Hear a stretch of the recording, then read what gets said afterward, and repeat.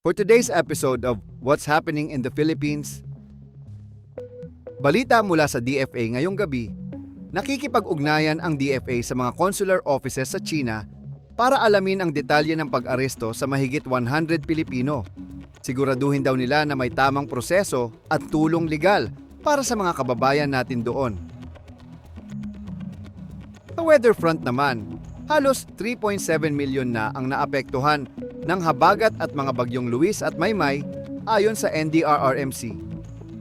Sa Calabarzon, 7 tao na ang nasawi at 2 pa ang nawawala dahil sa malakas na ulan.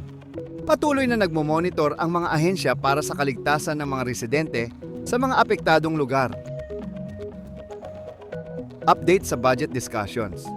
Hinihimok ng Malacanang ang mga mambabatas na pag-aralan muna ang 2027 national budget bago magbigay ng komento.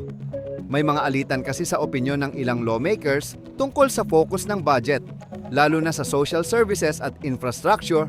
Importante ito para masiguradong tama ang pagkakabahagi ng pondo para sa mga pangangailangan ng bansa. May update sa labor sector ngayong gabi. Nag-react ang mga labor groups sa balita na may court order na pansamantalang humaharang sa Sikra Day 5 wage increase sa Metro Manila. Para sa kanila, maaaring maantala nito ang inaasahang dagdag sa kita ng mga manggagawa sa rehiyon. May bagong utos mula kay President Marcos para sa mga government agencies. Pinapabilis niya ang development ng Sangli Point International Airport sa Cavite para makatulong sa pagdecongest ng NAIA.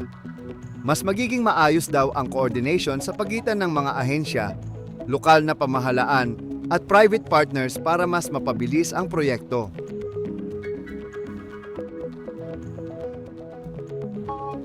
See you tomorrow. Kami na magbabantay ng headlines.